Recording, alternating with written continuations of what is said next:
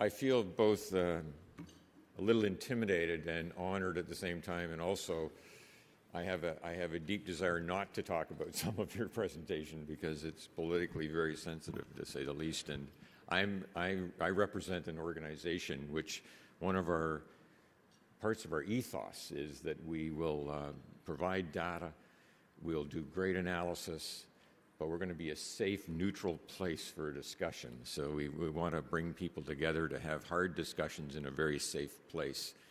So purposely, I am not going to take a position on anything you've said, as I would be doing damage to an organization, CAPI, that is here to really do more of what we're seeing in the last 2 days. That's our role. So I'd like to start off with, I'm going to make comments on it because the first thing in the presentation, Colin, when I looked at it, I thought, well, you know, this is kind of, I've been doing a lot of speaking around the country in the last year, and I must say, you put it much more eloquently than I could ever do, that the emerging markets are really Canada's lifeline. And I guess when we look at this, the question that has to arise, in a sense, with this, is where are we today in this picture? Are we really positioned well? And I think Colin made the case quite well that we're not. If half of our overall ag is essentially with our NAFTA partners, and particularly with the United States, then the growth in North America in general is just not there to support that. So we've got to begin to look deeper at the other part that is growing and change this picture. This picture cannot look this way as we go forward. I did a cut at our export intensity because if we're going to change, we have to think about export intensity. And this is really when you just take your total production, or your total exports, and divide it by your total production. And we did a lot of work earlier this year in CAPI on the further processed foods, so food and beverage. And we'll see some data in a minute, but the chart on my side here is really showing that the dramatic drop in intensity of export because of the intensity of production.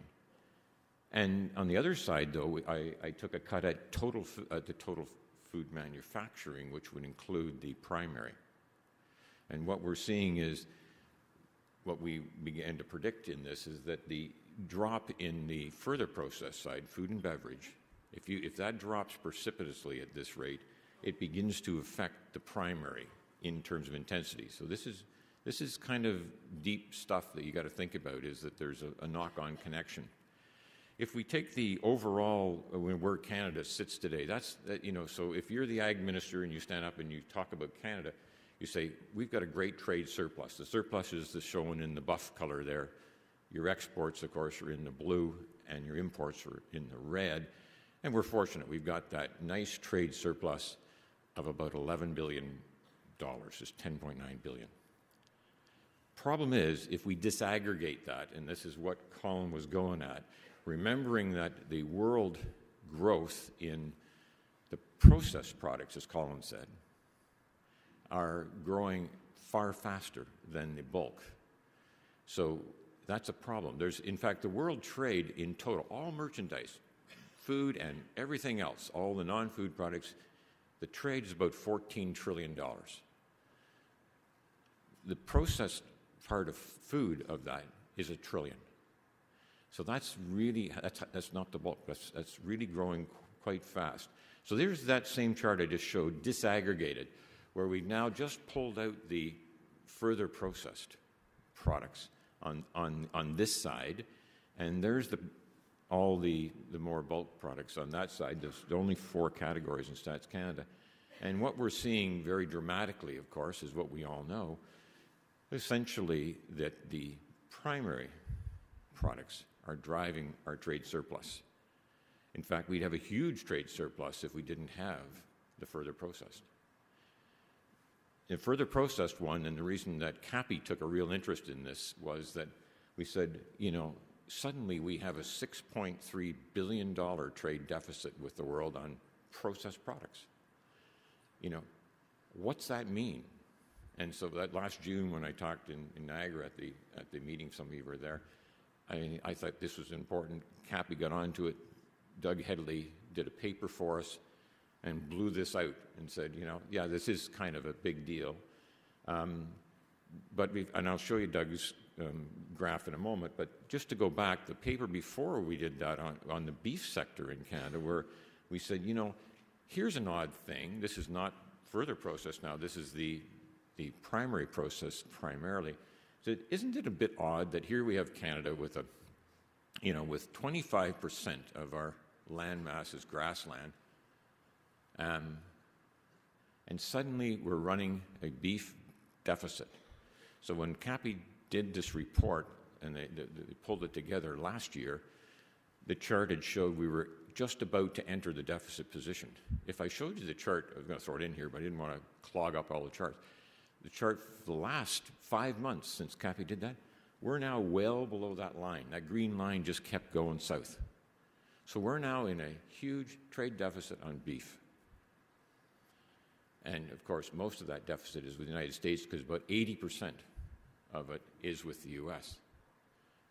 But, I know my colleague here I've worked with so long is going to talk about the pork side, so I'll just carry on this beef one to give you a little sense of what it means. This is a chart I borrowed from Cargill. You heard yesterday from John Maswell that he gave you one example. So I just used the Cargill chart I have here. It's fair, and there's 7 cuts up there.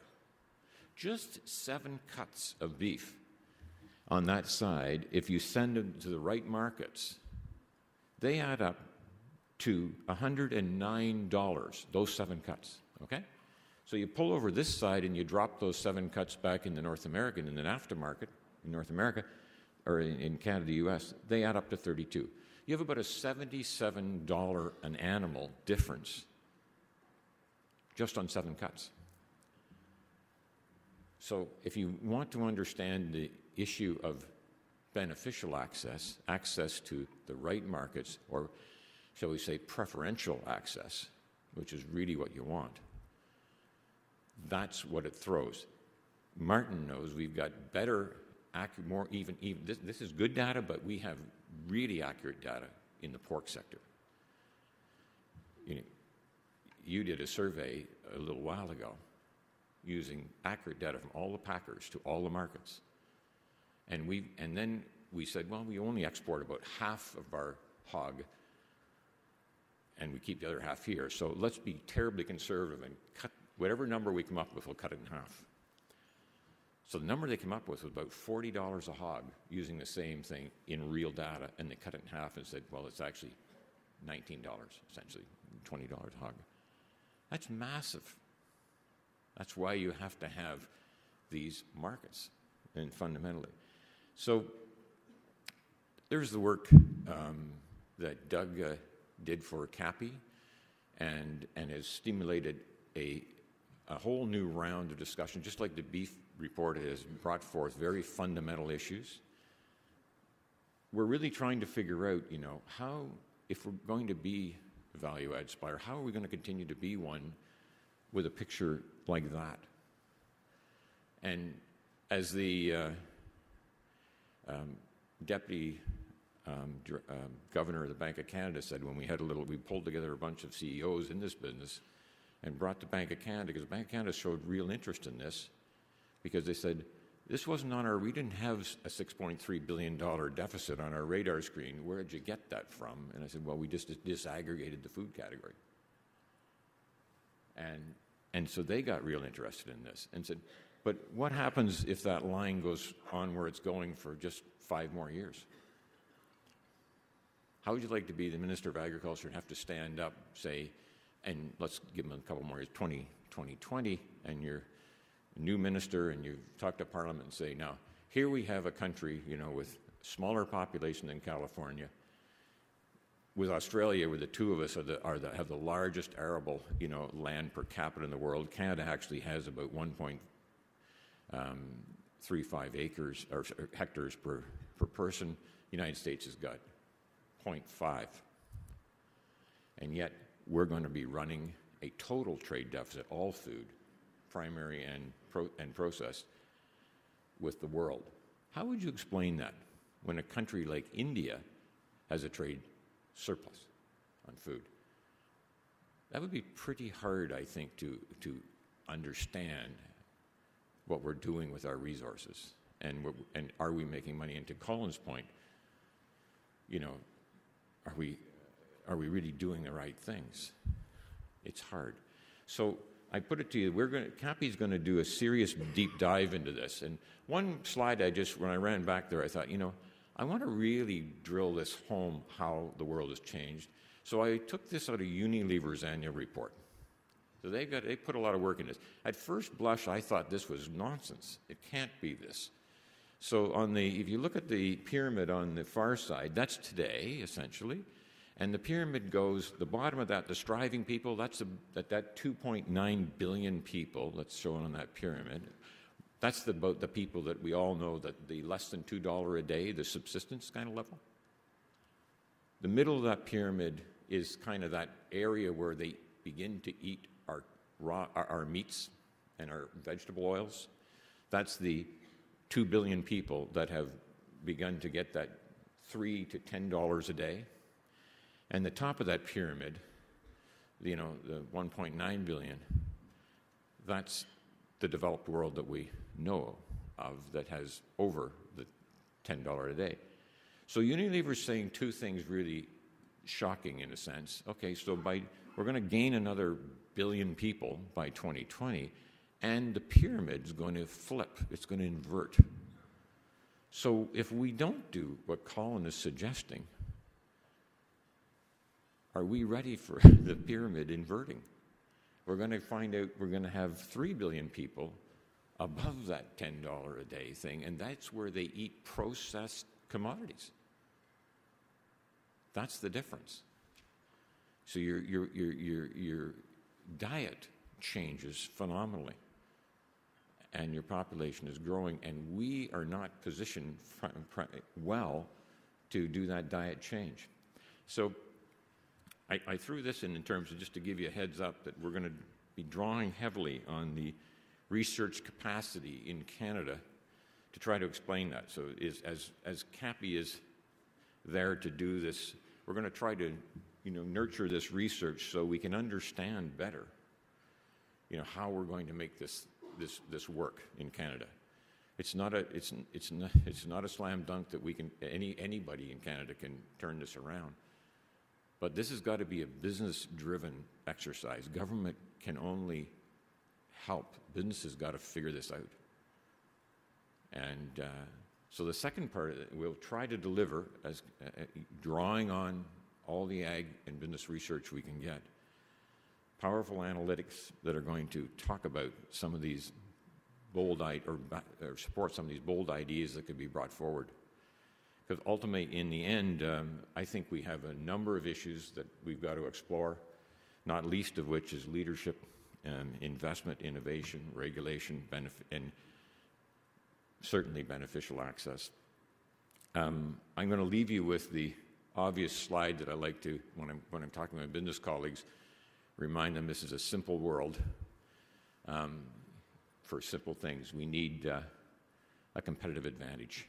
That's what it's about. We need an edge. And so as Jack Welch said, you know, at General Electric, if you don't have a competitive advantage, don't compete because you're wasting people's money. Or as Drucker said, you only get paid for your strengths. So, Colin, thank you very much for giving us that push. We need it.